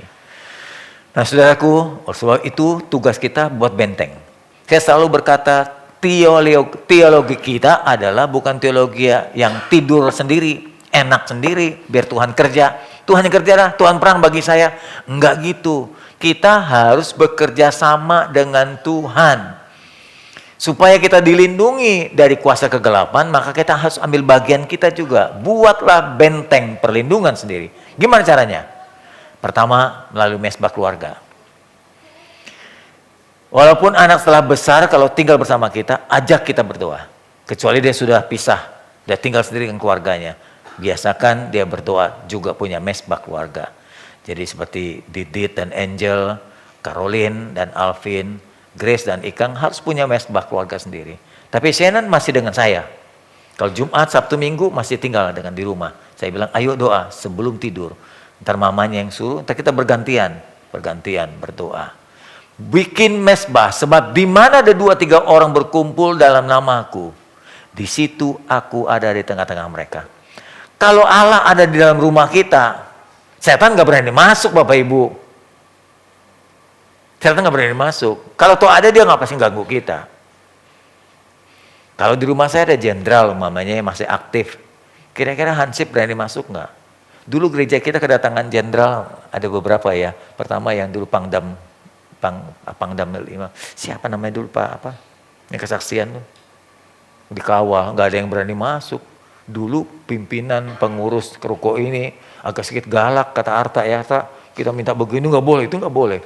Tahu di sini ada datang jenderal, nggak berani itu, apalagi dia tahu ibu orang Batak katanya, makin gak karuan ya. Ternyata banyak preman juga di gereja kita ini. Yang kedua, jenderal yang mengurus itu narkoba itu, Pak Montolalu, Hari Montolalu itu yang kedua. Dia paginya Panglima itu, kemudian ibadah sorenya kita undang dari Pak Upa itu Pak Hari Montolalu. Kebetulan kakaknya itu kan saya kenal di Cimahi. Pak Montolalu itu dulu Kapolda mana gitu calonnya, udah belum meninggal karena serangan jantung. Ibu Bapak 2 jenderal datang ke sini, orang pikir wah ini gereja nggak sembarangan. Karena dengan begitu saja membawa pengaruh Ibu Bapak. Ya. Kalau di rumah kita juga kedatangan jenderal, mana bisa kapten berani masuk seenaknya atau menutup ya doa-doa kita atau macam-macam kegiatan kita, nggak bisa. Jadi kalau ada Allah dalam hidup kita, kita buka mesbah tiap waktu. Ya pagi Anda buka mesbah sendiri umpamanya, malam buka mesbah dengan keluarga. Tuhan ada dalam keluarga kita. Boro-boro setan prajurit, Lucifer aja nggak berani. Nanti saya buktikan saudara. Kedua, lihat firman Tuhan dalam 1 Yohanes 4:14. Kamu berasal dari Allah anak-anakku, dan kamu telah mengalahkan nabi-nabi palsu itu. Roh di dalam kamu yang tadi tinggal, doa bersama-sama, itu lebih besar daripada roh yang ada di dalam dunia. Dalam dunia itu kan Lucifer dengan pengikutnya. Dibanding dengan kuasa roh yang ada dalam kita, jauh lebih besar. Sebab itu jaga hidup kita selain mesbah keluarga, hidup benar dan pertahankan iman. Itu caranya yang kedua. Pelihara hidup benar dan pelihara iman kita. Ketiga, proteksi hidup kita. Bawa keluarga dalam ibadah. Hanya satu halangan besar saja dan sakit berat, Anda tidak ke gereja. Selebihnya Anda harus berusaha untuk ke gereja. Tuhan berikan perintah, hormatilah hari Sabat. Tuhan cuma minta seminggu 2 jam saja datang bersama-sama. Apa gunanya? Wah, banyak manfaatnya. Salah satunya kalau kita beribadah pada gereja Tuhan, ya, secara umum, sekolah minggu, jangan remehkan sekolah minggu. Anak-anak kita tuh dibawa ke ruangan sekolah minggu. Dan anak-anak didoakan sebelum mereka beribadah. Ya, kadang-kadang kan kalau sebulan sekali dibawa ke mimbar ini. Di sana oleh guru-guru didoakan, diproteksi. Lalu kemudian anak sekolah minggu diajarkan. Selain nyanyian, anak itu gampang menyerap loh Ibu Bapak. Kebetulan saya kan punya cucu. Apa yang diajarkan semua diserap oleh anak itu. Dan dia ingat bisa bertahun-tahun loh. Masih ingat saja. Masih ingat. Ya. Apa saja yang dia serap itu dia ingat. Terus kemudian diajar firman Tuhan. Mereka serap juga. Cucu saya tanya cerita tentang Daniel, dia tahu. Tentang yang dimakan ikan paus siapa? Yunus dia tahu. Mesti dia kemana? Ya, kemana dia tahu. Kenapa dia melanggar? Semua dia tahu karena diceritakan oleh kita dan orang tuanya. Dia ingat. Itu bekal. Kalau toh nanti satu kali dia tumbuh di pergaulan bebas dengan teman-teman yang di luar gereja, dia bisa menjaga diri karena dia pernah dibekali. Itu proteksi Ibu Bapak. Kalau orang perlu dibekali, nggak bisa sekaligus buk gitu banyak. Nggak bisa, dibekali dikit-dikit. Dia akan melekat, menempel di otak belakang tak sadar itu, melekat memorinya terekam gitu rupa. Anak-anak kita kalau mau ujian sekolah, besok mau ujian, hari ini suruh belajar sampai tengah malam, sampai pagi hari. Itu nggak bakal selesai, nggak bakal dapat nilai baik.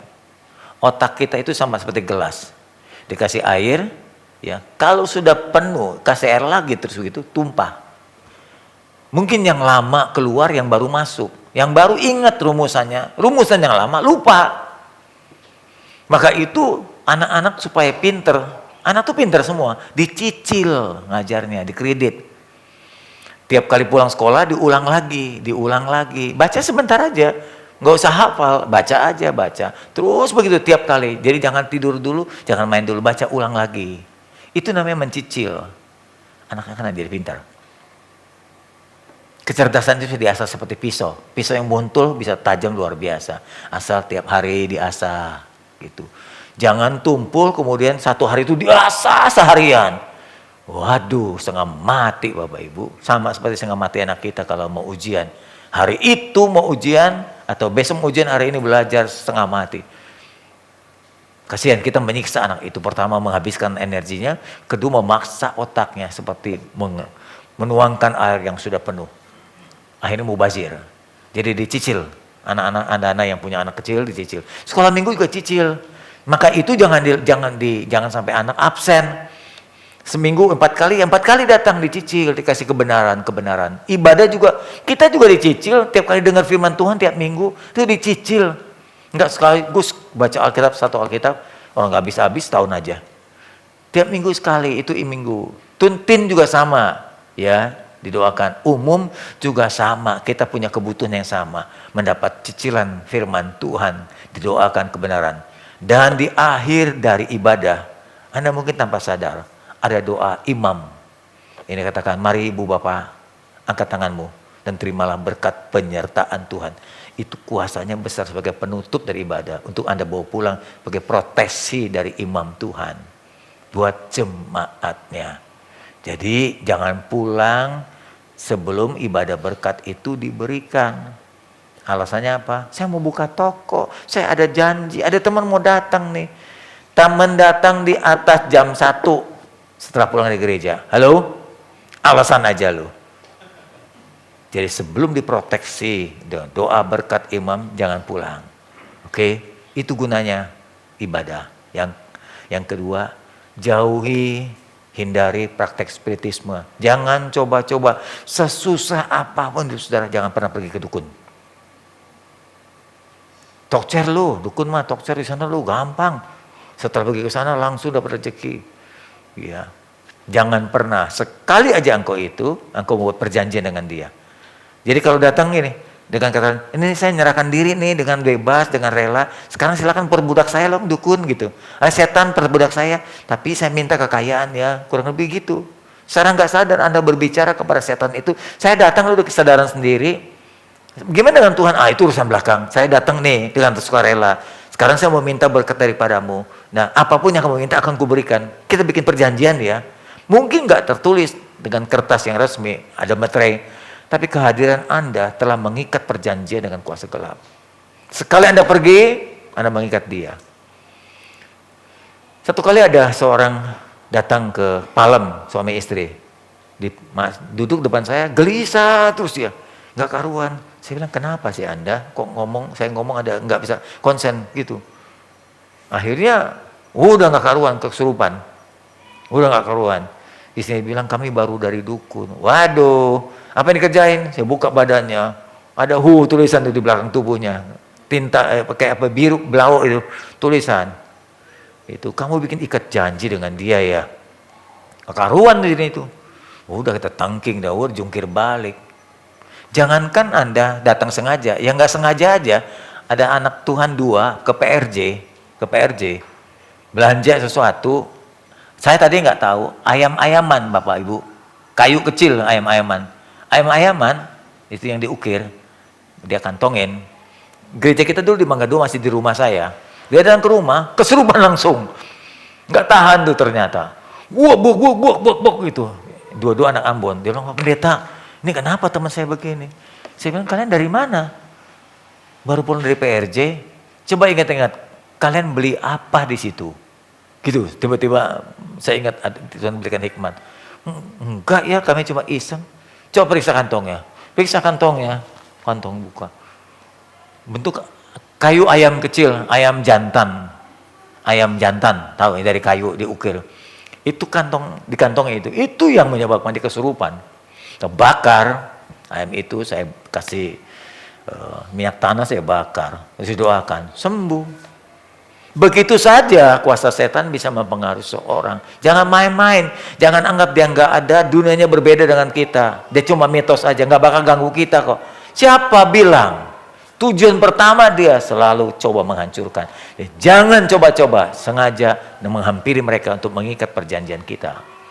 Janganlah di antaramu didapati seorang pun mempersembahkan anaknya laki-laki atau perempuan sebagai korban. Ini tambah sadis ini mah.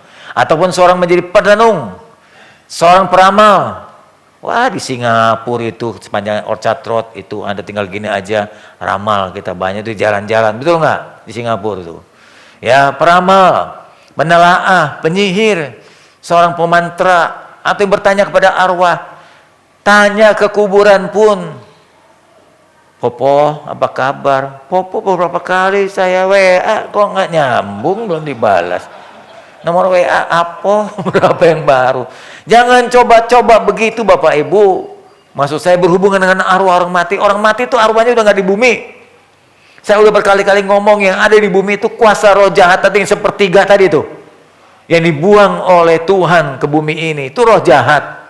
Ya. Roh orang mati sudah pulang seberang sana. Kalau nggak neraka, surga. Kalau nggak firdaus, alam maut. Nggak ada di bumi ini. Di hari ketiga ada di rumah, di kamar. Hari ketujuh di pintu, di jendela. 100 hari ada di jalan. Omong kosong itu. Omong kosong. Nggak ada. Hari ini juga engkau bersama dengan aku di firdaus. Hari ini juga orang kaya itu ada alam maut. Kan begitu dalam Lukas 16. Jadi jangan pergi tanya kepada arwah. Jangan tanya roh peramal. Jangan meminta petunjuk pada orang-orang mati. Jangan peralat mereka. Ini mau Imlek nanti kita nih. Sebab setiap orang melakukan hal-hal ini kekejian bagi Tuhan. Bagi Tuhan itu najis. Tahu najis enggak? Bukan cuma babi, tapi najis itu haram Anda di hadapan Tuhan. Makanya Allah jadi marah kalau Anda lalu mengikat perjanjian dengan kuasa kegelapan. Kalau sampai saat ini masih ada, dulu pernah dipakai, buang, bakar. Kalau Anda nggak berani sendiri, minta rohaniwan. Atau bawa ke gereja barang-barang keramat Anda, kita bakar sama-sama. Sebelum itu supaya kita bisa proteksi diri, kita ambil doa dan puasa. Allah, mohon perlindungan dari Tuhan. Ini peringatan saudara, dengar baik-baik ya. Ini sebuah cerita yang mungkin hanya sekali dua kali diceritakan dalam Injil Lukas. Jika Anda dan saya sudah bertobat, sudah bersih dari kuasa kegelapan. Dulunya mungkin kita nggak karuan, pernah bikin perjanjian dengan dukun, pernah okultisme, pernah diramal, pernah dinujum, ya, pernah ditelaah, pernah tanya kuamnya, pernah segala macam, lihat show segala macam. Kalau sekarang udah percaya Tuhan dan bersih, udah bersih nih, setannya udah keluar semua dari rumah, jangan dibiarkan rumah kosong. Minta Roh Kudus isi seperti ada di dalam Yohanes 1 Yohanes 4 ayat 4. Roh di dalammu, undang Roh Kudus supaya dia menjadi penjaga kita, pelindung kita. Kalau enggak coba lihat, perhatikan ini. Apabila roh jahat itu keluar dari manusia, sudah dibersihkan, sudah bertobat, sudah dibaptis, roh itu mengembara, pergi. Kemana dia? Ke tempat-tempat yang tandus, mencari perhentian. Bagaimanapun roh itu yang bentuknya pribadi tetap membutuhkan ingin tempat berteduh. Yusi dulu pernah ngundang saya ke salonnya. Dia bilang, heran ini pegawai saya kok sering kali kalau lihat kaca ada aja perempuan di belakang. Kaca ada perempuan di belakang gitu. Saya datang ke salonnya. Ketika saya masuk ke salonnya, semua pakai oke aja. Satu pegawai nggak ada di situ. Naik ke atas perempuan. Saya bilang, Yusi udah semua pegawai di sini, udah kita doain. Di belakang ada satu. Si Anu disebut namanya. Di mana dia? Kita ke atas. Di atas saya sembunyi dia. Perempuan remaja itu sembunyi. Mungkin ada beberapa yang ikut saya waktu itu. Sembunyi dia masuk ke spa, yang tempat pijat itu. Spa. Terus saya buka pintu. Hei, jangan masuk. Saya jangan diusir. Saya bilang, kamu siapa? Saya sudah datang bersama dengan anak ini. Gitu. Saya sudah datang jauh-jauh. Sekarang saya mau diusir lagi. Dia tahu maksud saya datang untuk mengusirnya. Gitu dia ngomong. Setelah kita doakan selesai, kita tanya ke anak itu, suruh Yusi. Saya bilang, kenapa anak itu kok punya di badannya? Dia bilang, bapaknya mengisi anak itu supaya terlindungi di Jakarta ini. Anak kampung, supaya dia tidak terganggu. Diisi oleh bapaknya untuk dilindungi. Nah, setannya ngomong begitu, jangan usir saya. Dia butuh tempat. Pantas tiap kali sampai tamunya datang kalau ke salonnya, Yusi bilang suka di kaca ngelihat. Saya juga gitu, saya kadang-kadang suka ngelihat, kok istri saya di belakang gitu. Istri saya, bukan makhluk lain. Ibu bapak, jadi itu bisa terjadi ada. Dia keluar mencari tempat perhentian karena ia tidak mendapatnya. Nah, kalau dia nggak dapat, dia balik lagi. Ini bukan cerita dongeng. Ini dunia mereka. Ia berkata, aku akan kembali ke rumah yang telah kutinggalkan itu. Dia balik lagi. Kalau lu nggak Kristen, lu nggak penuh Roh Kudus, lu nggak beribadah gitu ya, lu nggak jaga dirimu begitu rupa, rumah kosong, maka pergilah ia dan mendapati rumah itu sudah bersih, tersapu, dan rapi teratur. Udah dibaptis, udah dibersihkan, udah dilepaskan, lalu ia keluar. Nah, itu setan kompaknya gitu tuh. Sama kayak beberapa temannya si Yuni, Grace, Pongki.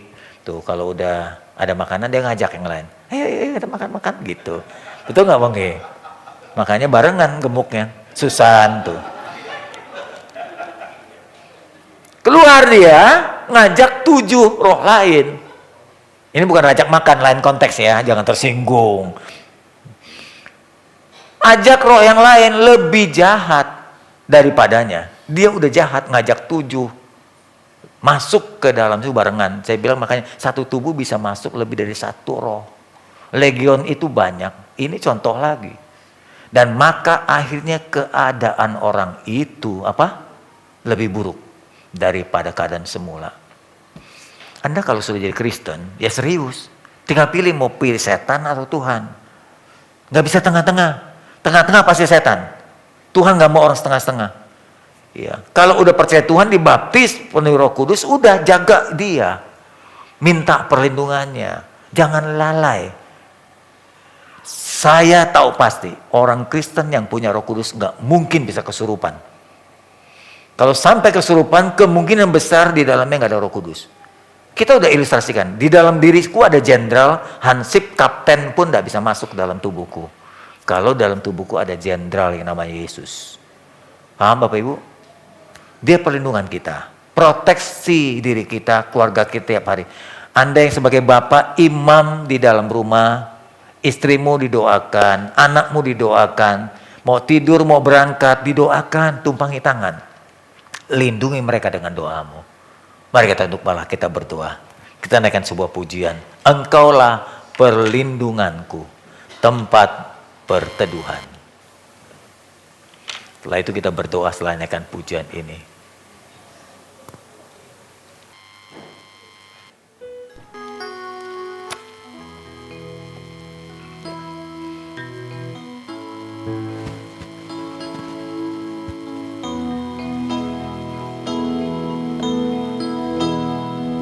Engkaulah perlindunganku, tempat perteduhan dari serangan musuh di dalam bahaya. Kau batu karangku teguh, Engkaulah persembunyianku dan tetap menjaga atas kesesakanku dalam percobaan. Kau beri kelubukan. Saat itu jiwa bersorak,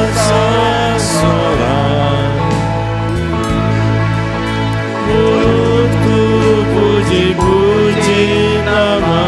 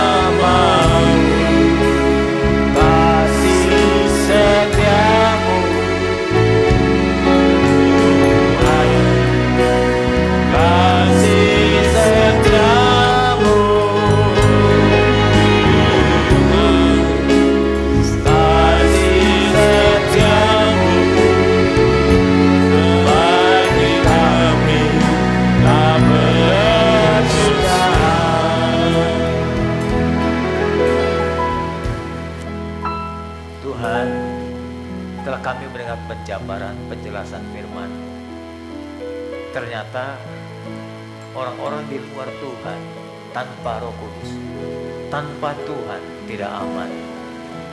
Selalu menjadi incaran mangsa dari kuasa kegelapan. Kami disadari bahwa kuasa kegelapan itu ada, bertujuan untuk menjauhkan kami daripadamu, bertujuan untuk menghancurkan kami, bertujuan untuk membuat kami binasa. Pencuri datang untuk mencuri, membunuh dan membinasakan.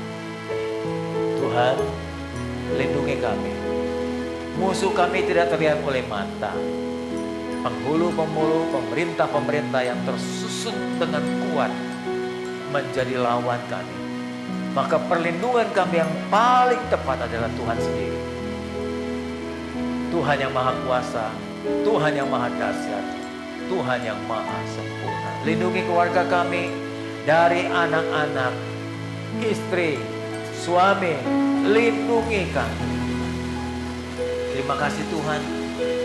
Kesadaran ini membuat kami melangkah, berbuat, memproteksi diri begitu rupa. Terima kasih untuk firman. Dalam nama Tuhan Yesus kami berdoa. Amin. Terima kasih Pak Samuel atas firman Tuhannya. Biarlah kita diberkati, amin. Kita akan menyiapkan persembahan kita yang kedua. Persembahan kedua ini kita akan gunakan untuk ibadah Natal tanggal 15 Desember. Mari kita menabur untuk Natal kita tanggal 15.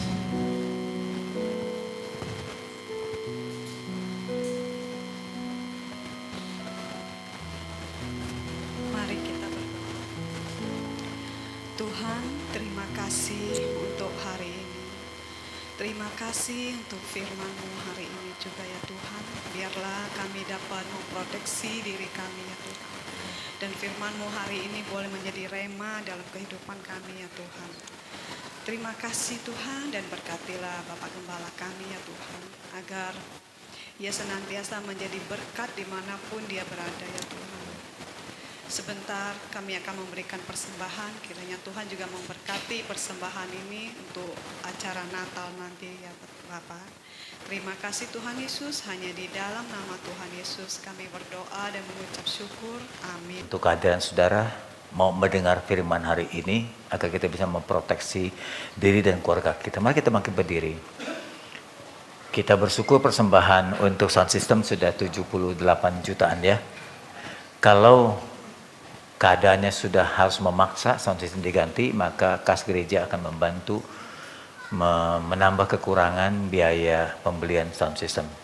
Selanjutnya kita juga ditunggu untuk pengumpulan dana perayaan Natal kita bulan Desember mendatang. Oleh kita kedua selalu silakan untuk perayaan Natal. Mari kita akhiri ibadah kita. Kami berterima kasih untuk berkat-berkat yang Tuhan percayakan dalam keluarga dan Tuhan. Kami berterima kasih untuk pekerjaan dan usaha yang Tuhan berkati dan Tuhan terlibat di dalam setiap upaya kami. Kiranya Tuhan makin mempercayakan berkat-berkat kepada umat-Mu agar bisa juga umat-Mu membantu operasional proyek Tuhan dalam gereja-Mu ini. Entah itu berbentuk pekerjaan sosial, melengkapi peralatan gereja Tuhan agar ibadah berjalan lancar, dan merayakan perayaan Natal sebagai datangnya Juru Selamat. Atau membantu jemaat Tuhan yang susah dengan G2K, gerakan Rp2.000, atau membantu hal-hal yang lain Tuhan. Kiranya gereja-Mu menjadi agen kabar Injil Tuhan, bekerja begitu rupa sampai Engkau datang kedua kalinya. Bentar kami akan berpisah, kami akan kembali ke tengah keluarga. Kiranya perlindungan, proteksi Tuhan bagi kami, bagi keluarga kami, bagi anak-anak kami selalu ada sepanjang masa. Hanya karena anugerah Tuhan kami boleh hidup, hanya kemurahan Tuhan buat kami berjalan di jauh. Jemaat Tuhan, angkatlah tanganmu dan terimalah berkat dan perlindungannya. Tuhan menyeri wajahnya kepadamu. Tuhan memberikan kasih karunia kepadamu. Tuhan memberikan kekuatan dan perlindungan bagimu. Dalam kasih Bapa, yang kekal, cinta Yesus yang sempurna, serta kekuatan Roh Kudus, oknum Allah yang ketiga, Allah Tritunggal ada bersamamu hari ini, besok, dan sampai selama-lamanya. Amin. Selamat hari Minggu. Amin. Selamat hari.